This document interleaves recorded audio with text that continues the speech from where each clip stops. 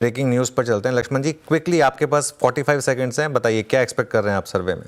देखिए, मुझे जो सूत्रों से एक्सक्लूसिव जानकारी मिली है उसके मुताबिक सरकार यहाँ पे 7% से भी कम जीडीपी ग्रोथ का अनुमान आर्थिक सर्वे में दे सकती है। आर्थिक सर्वे आज पेश किया जाएगा। अगले कारोबारी साल 2025-26 के लिए जीडीपी ग्रोथ का अनुमान 7% से भी कम रह सकता है, इसका अनुमान दिया जा सकता है। सबसे बड़ी चुनौती यहाँ पे अंतर्राष्ट्रीय फ्रंट पे देखने को मिल सकती है। इसके अलावा यहाँ पे सुझाव दिया जा सकता है कि एग्रीकल्चर सेक्टर पर आपको काफी ज्यादा फोकस करना पड़ेगा, इंडस्ट्री को काफी ज्यादा रेगुलेट करना पड़ेगा।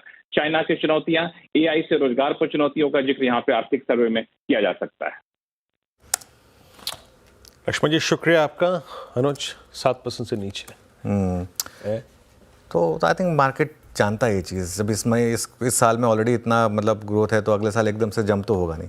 तो उतना तो आई थिंक मार्केट भी थोड़ा सा मान के चल रहा है कि होगा। और अगर 7% से कम जीडीपी ग्रोथ रहेगी तो ऑब्वियसली थोड़ा सा अर्निंग्स पर भी प्रेशर रहेगा, है ना। तो इसके लिए वो तो यानी ये मार्केट अब ईगरली रेट कट्स के इंतजार। बिल्कुल। चलिए, खैर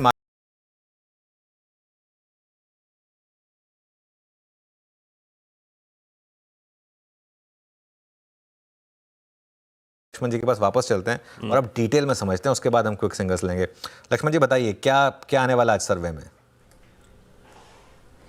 बिल्कुल, जो आर्थिक सर्वे आज पेश किया जाएगा उसमें सबकी निगाहें इस बात पर टिकी रहती हैं कि जीडीपी ग्रोथ का अनुमान क्या दिया जाता है। तो जीडीपी ग्रोथ का अनुमान काफ़ी ज़्यादा कंजर्वेटिव आपको यहाँ दिख सकता है। यहाँ पे आपको 7% से भी कम जीडीपी ग्रोथ, यानी अगले कारोबारी साल में जीडीपी ग्रोथ का अनुमान 7% से भी कम होने का अनुमान यहाँ पे दिया जा सकता है। और इसमें एक रेंज दिया जाएगा। ये रेंज जो है 0.5% के आसपास का रेंज होगा, बीच के अंतर का, लोअर रेंज अपर रेंज। और सूत्र यहाँ तक कह रहे हैं कि अपर रेंज जो होगा वो भी 7% से कम होने का अनुमान है। और इसमें सबसे बड़ी चुनौती जो दिखाई जा रही है वो है अंतर्राष्ट्रीय स्तर पर, ग्लोबल लेवल पे कई सारे चैलेंजेस हैं। इस वजह से स्थिति बहुत अच्छी नहीं रहने वाली, इस बात का अनुमान यहाँ पे दिया जा सकता है। और उसमें भी सबसे बड़ा चैलेंज यहाँ पे जो है वो आपको दिखाई जा रहा है कि मैन्युफैक्चरिंग सेक्टर में कोशिश करने के बावजूद चाइना का दबदबा बना रहेगा।